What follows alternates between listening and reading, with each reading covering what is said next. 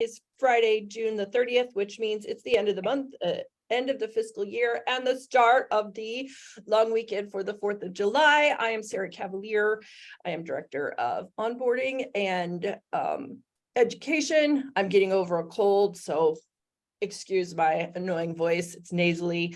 We're here today to talk about a very interesting and somewhat scary topic, cybercrime. And I brought to us Mark Densmore. He is from Bondurant, which is just up the road from Altoona in Iowa. Mark, welcome to Focus Friday. Thank you very much, Sarah. Good to be here. Good to be a Friday. Right. In Iowa, we are in the middle of a nice swath of rain coming through, and we have been so dry. So it's rainy and humid. How's everybody else doing? I guess I should, we have them on chat. Go ahead, everyone. Tell us how your day is. Tell us, how about this? Let's start off this way. When's the last time you got a scammy or experienced cybercrime? Because I think as real estate agents, our phone numbers and our email addresses are out there. And I would say it's probably almost daily that I get a really odd email, not just for real estate, but just even in personal life, or a weird text message that says, hey, I have $3.2 million and I want to look for homes in West Des Moines. Anybody? Good morning, Shayla.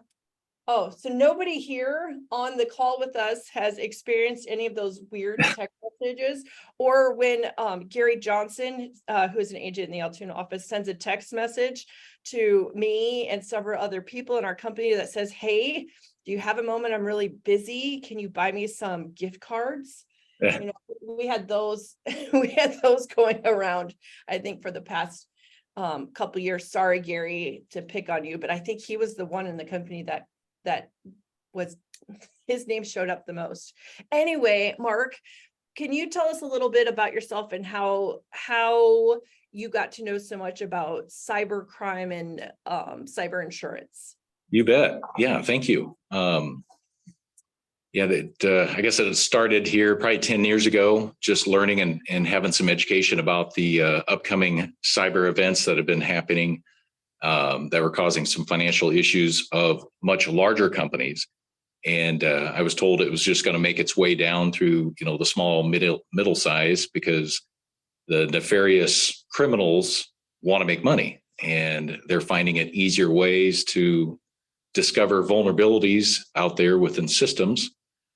And so within the insurance world, just knowing, what's looming, what's ahead, I started diving in, and I thought, boy, I want to continue to be on the front edge of this for my clients when I started my agency 8.5 years ago, and want to be able to advise them what to do, what not, right from the get-go. So I dove in and I worked with a wholesaler that was cutting edge on cyber products, and helped develop, links to quote and secure, and streamline that process. But more importantly, just to educate myself on what's real and what are the threats, because you have to know what the threats are to any business to survive.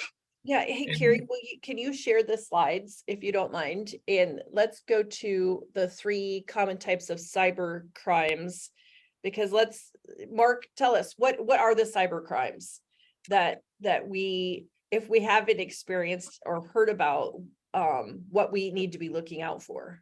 You bet.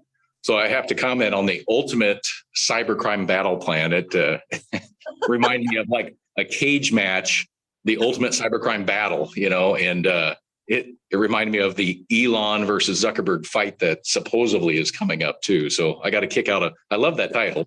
And that's what it is. It's a cybercrime battle every day. And battles could be just knowing what to click on, what not to click on. So smaller companies are not immune by any means from breaches. And that also means small business owners, because essentially You're talking to real estate agents here we're our own small business. Yes, absolutely. And so it used to be property, general liability, auto, work comp, or what a business needed. Now we've got threats because we're on cyber, on the internet, and using the Internet of Things with multiple attachment points to the World Wide Web. Now cyber is a huge and growing need, as cyber insurance, if you will, and protection. So that's exploded up the IT world into doing kind of offensive strategies to stop the nefarious actors. And then ambulatory is more of the insurance. Like if something happens, okay, now what? How do I rush to the hospital and revive my computer systems and be in compliant with state laws now? So let's go to the next slide, Carrie, please. Yep. 3 comment. Let's talk about what are these cyber crimes that we're seeing? You bet. So 3 common types of cybercrime, just in general, are computer fraud. That is typically what somebody knows as hacking. Somebody got into my system, and they take information. Maybe they want emails. Maybe they want financial data. Maybe they want records, health records, or social security numbers, personal identifiable information. The second one is very common. It's called ransomware. They don't just get in your system. They just said, hey, we could care less about your information. We just want to lock you down. You pay us a fine. We'll hold it hostage. You pay us a fine to release it. So that's another tricky situation. It's like, okay, what do you do? And then the third one is funds transfer fraud. Is you're transferring fund, or you have an organization transferring fund on your behalf for a client, banking transition, for a home purchase. And I work with a closing agent here too. And he's told me of a horror story about the bank he worked with downloaded a key mapping virus and got in there, mapped the transaction, and then sent it to a different bank, say out in Utah, and it was going to bounce around a little bit. And fortunately, it was gone, but they caught it before all of it was gone. So, but those are the 3 biggest ones if you had to simplify it. So can I ask a question? I don't think Yep. So for ransomware, is that something where all of a sudden there'll be like a pop-up on my computer that says, hey, you need to pay me money because I've got control of your computer? Or how do you know when you are in that situation? Exactly that. Screen goes, maybe it's a blue screen, maybe there's a message on there, and you can't operate, you can't function. You can't use your computer, use your network, and you're pretty much at the whim. I've heard of stories where people just got rid of the computer altogether, but then that doesn't solve the problem. I've heard of stories where you pay the ransomware to get the funds back, but that again doesn't solve the problem, because 9 out of 10 times you have established yourself as a reoccurring victim, and they just come back, months, a year later, and do it again. Oh, wow. Okay. So I guess that leads us to our next slide. Like, how does this happen? There are 3 different ways that it happens. Yeah, there's 3 common ways. There's other ways, but these are the 3 biggest ways. Is network intrusion. They hack their way in, find a vulnerability, find a weak point in the system, and intrude your network. And that's where they can take the information. Another way is if they can't intrude your network, they have email compromise. So you might say phishing emails that come out just baiting you to click on an attachment or respond to it or send payment, like you mentioned earlier. And then the third one, which is less common but equally as detrimental, is the inadvertent disclosure. You can accidentally, leave paper files or electronic files, or send information that's sensitive through email that gets compromised and grabbed. Or you leave a phone without, it's locked down, or a computer. Somebody steals that, they can get in and obtain information that way. And that's a controllable item as a business owner. It's just knowing where all your electronic devices are at all times. Oh, wow. So that could be like, if I need to pay for something and I give somebody my credit card over email. So that's probably not something, I'm just using it as an example. Exactly. It'd be better to call Or if there's a secure pay link that's encrypted, you could set up payment through an encrypted site. Okay. But yeah, once it's out there, I mean, if NSA can hear us, see our texts and emails and everything, why can't nefarious hackers jump in the middle between that and grab that information? Gotcha. That's scary. So network intrusion, is that why we need to have our Wi-Fi networks secured with a password? Absolutely. The multi-factor authentication is becoming paramount in adding that additional layer of authorizing access to your network, your computer, different logins. It's becoming a pain in the butt. I agree it too, because I get logged out after, so many minutes of inactivity and I got to log back in.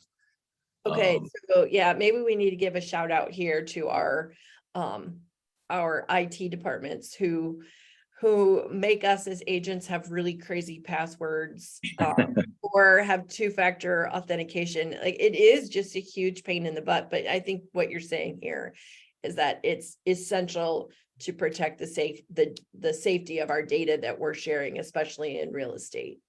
Absolutely. And then you're notified right away if somebody's trying to hack in, through another site, because where you set up, that cell phone, that second layer of protection comes to you, and you can deny it. Let's say, because I think this happens with my Casey's account, I get emails all the time that they want to change my password. So that means somebody's trying to get in, but I just ignore it. Is that okay? Or do I need to notify someone? Well, ignoring it, yes, that's the first layer, just identifying somebody's doing that. But then you might want to go in there and look at your password. If it's been a while since you've updated it, make sure it's stronger. There's also a site, I can send it to you. I'm trying to maybe I'll remember it, but you can go in there. Oh, have I been pawned? I think it's .com. You can go check your emails and see if they've been hacked and been compromised in a breach in previous years. So that's where everybody's going right now on their phones. I think it's .com. Yeah. Oh, well, I don't know. That sounds like it's just like I'm gonna have anxiety about everything. Right. That's funny. All right. Next slide here, Carrie. Emerging exposures. Explain, what is the Internet of Things? I don't know what that means. Yeah, the Internet of Things is just the internet. We can attach to and through the internet through multiple devices. Our phone, any wearable that we might have, Ring at home, we can monitor that, attaches to the internet and goes over the broadband. So anything that attaches to it. I mean, smart TVs, smart refrigerators, smart microwaves, smart coffee pots. We love these things. They make them easier. But as it's been known, hackers can hack a printer and go in the back door through your internet, to your systems. And I learned that several years ago. I'm like, what? Are you kidding me? Okay.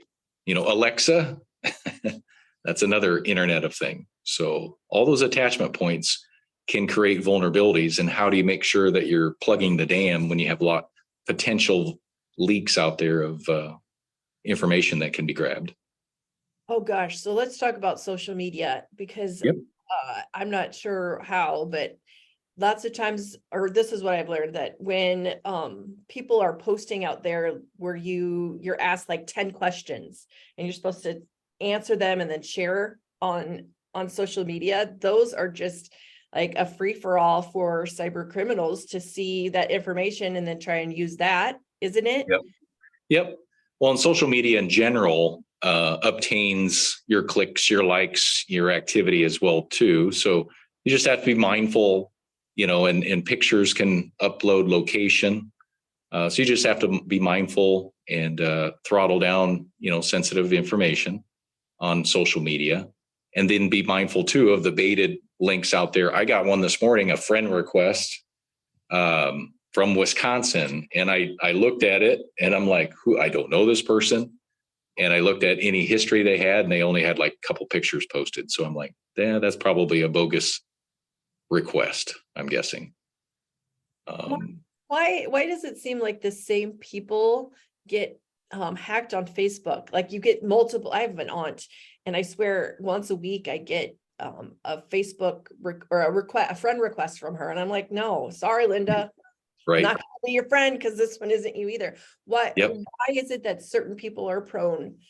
Is it because they like to click on everything that they get? Or Yeah, it might be habit. We're conditioned to click and view and scroll through it. And then whoops, we get a little bit too conditioned to be impulsive rather than sit back and learn and say, okay, is this person real? And nefarious people will try to steal accounts. I'm seeing on Telegram and other social media as well too, Twitter, where you've got multiple accounts and they pretend to be somebody else and they want to divert that crowd over their direction so they can manipulate them and get them to pay for, their things.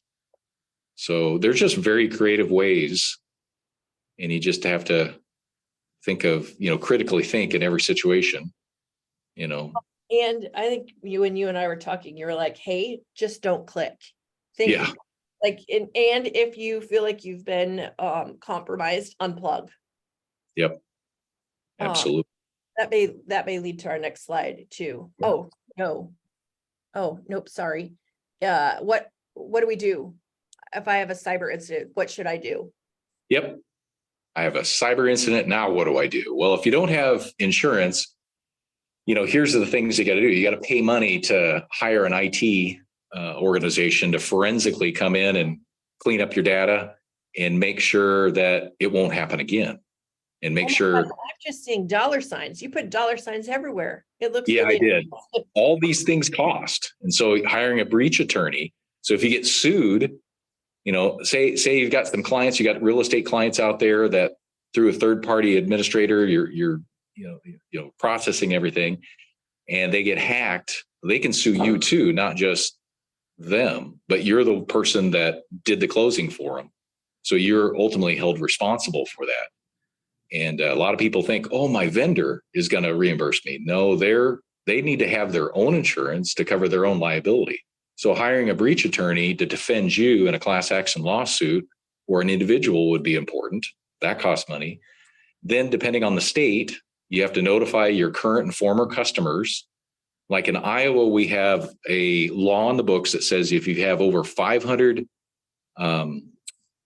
data points or personal identifiable information, it could be 100 clients, could get you 500 records, then you have to notify all of your clients or do your best due diligence to notify them by email, and some companies or some states require you have to go on media and broadcast if you're a big enough company and say, hey, we've had a breach. And so then that leads to, PR, what to say, what to not say. And then you're in Iowa, we're required to offer just 1 year of credit monitoring for the clients that are potentially affected. Whether they're not, it doesn't matter. You just have to offer that. And there's a cost associated with that. And other states require 2 years. And then states will then fine you. If there is a negligence on protecting your data and the customer's data, the state will come in after the fact and say, okay, you owe us $10,000 for your negligence of protecting your customer's data. Wow. So those are things, that you have to do that have money, dollar signs attached to them, and you have to pay for them out of your pocket. Hey, Mark, we have a few questions and comments. What are the odds of someone hacking Bitwarden where passwords are stored? I don't know if that's your expertise, or have you heard of Bitwarden? I have not, but I'm familiar with those type of locks as well too. And on Have I Been Pawned as well too, you can see the different hacks that they show. And pawned it's without the A, it's PWNED.com. Okay. But I just found it. But those sites, I'm not saying that one has, you could go through and see if they have or not, then change your password, but they have been hacked and compromised. All right, and a few other comments here. Logging into public Wi-Fi, be careful. People will spoof a public Wi-Fi like Starbucks guest and use that to Yes. get into your computer. This comes from Casey Steen. She's our head legal counsel. Make Good sure job, Casey. Yep. Oh my gosh, yeah, we're very lucky for Casey. Make sure you work from your phone as a hotspot, password protected if you're working out in public. And also, this is important, from Casey, thank you, Casey. Be aware with these types of attacks, E&O typically does not provide coverage since it is fraud. Exactly. So that leads us in, and Mark, we're at 10:20 a.m. Okay. So let's talk about cyber insurance. Yep. And So briefly, the personal identifiable information is the next slide. That just, if you briefly glance at that, that's what states, and I just simplified it, what they can classify as that. gotcha. And then the next slide is different states. That just depends on the state law. And then the next slide is insurance options. So what happens if you have a hack and you have insurance? Well, you still want to contact your IT, partner if you have one, and then contacting your insurance agent, or typically there's an 800 breach response number on your insurance policy that gives you legal as well too. So your legal inside counsel is great. This is specific to a cyber or breach, and so they'll be able to work with your internal legal advisory on next steps. So you're keeping things PR above board, in compliance with the state that it happened, or your customer in whatever state they originated from. So you're taking care of things as you need to. And then the next slide, what insurance policies can cover data breaches, and then it can cost to prevent future breaches. So if your IT company, the specialist comes in and does their report, they can help lock things down so it doesn't happen again. Fines and penalties, PR costs, loss or damage to the data if it's corrupted. And if there's a property loss, sometimes due to corrupt data, it does cover that. And then business income loss or time element is the last point. And then steps to reduce on the next slide. We talked about multi-factor authentication, or dual factor as it's referred to too. Having a cyber. I don't think that we've experienced multi-factor, at least I haven't. We just always hear two-factor. So you're telling us that we need to be happy with two-factor because multi-factor is coming back. Right. And I've heard it both ways too. Dual factor is hitting the market by storm the past couple of years. Multi-factor, I think, is just another acronym for the same thing. Oh, good. But I'm sure advanced tech companies have multiple things that they have beyond just dual. Having a cyber audit is important. I learned this through teamlogicit.com. They're a national franchise. We've got one locally here. They actually come in and do a cyber audit. And typically that's no cost. And so having that done, I had it done within my agency, and, they had a couple dozen points of potential threat. And I had some weaknesses on a couple that I buttoned up based off their recommendations. And then they can, if you don't have an IT company, you can use somebody like that to help monitor things remotely and be that first call if something were to happen. Training and identifying phishing techniques is always good, and IT companies are out there trained to do that. Shredding practices of personal identification, personal identifiable information is important too. So if you keep things around on paper, make sure they're shredded. And we do that in the agency. Liability disclaimers, I'm sure inside counsels is very familiar with that. And then develop an incident response plan for the network. Okay. Everybody on the same page so that, one office doesn't go off and do it this way and another one this way, but you have a identifiable plan that's best practices for everybody. And, might have a team that can, develop that, what do we do? But yeah, other than that was kind of quick and dirty of some high level information. It is, and I think it's a really big eye opener for all of us. Go ahead and show the next slide here so that everyone can get Mark's information. Mark, you are licensed in what states, or you can serve what states? Because we're not just an Iowa company anymore here. Yep. Yeah, we're in Iowa, Missouri, Illinois, Nebraska, South Dakota, Colorado. I'm trying to think of, I mean, we're in Texas and Florida. And I think that's about it right now off the top of my head.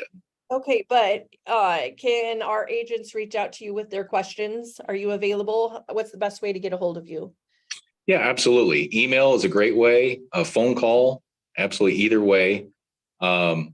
If there's a state that they want to work with us that we haven't added to that list, we can definitely look into adding that in the mix. All right, and then I have one more question that just came in. Is LifeLock good coverage for cybercrime? It's, from what I understand, LifeLock would be there to help protect and restore your personal credit, if you will. Okay, not business. It's not really designed, from what I understand of it, is for restoring a business operation, but definitely personal. Yeah. And I think there's another competitor of LifeLock out there too. I'm trying to think of that name, but does the same thing. All right, and then we have one more question. I think this one probably needs to go to Casey Steen. So will this be company-wide coverage, or do agents have to purchase as individuals? Well, I believe that our company already has, and Casey can speak to this, has a coverage. What we're talking about today is individual coverage for small business owners. That's Mark's specialties, medium to small size businesses. And so thank you, Casey. Casey says our company has cyber insurance, but if you want to protect your business as a real estate agent, then you need to talk to someone, or you need to talk to Mark or someone like Mark to make sure that you are protected. This will probably come up. I'm wondering if Casey will maybe address some of these other issues when we have our first legal roundtable in the next couple months. And I need to wrap it up because it's almost 10:30. Mark, thank you so much for joining us today. We hope maybe you'll come back if there's some other kind of threat, or if you have some breaking news to help keep us safe.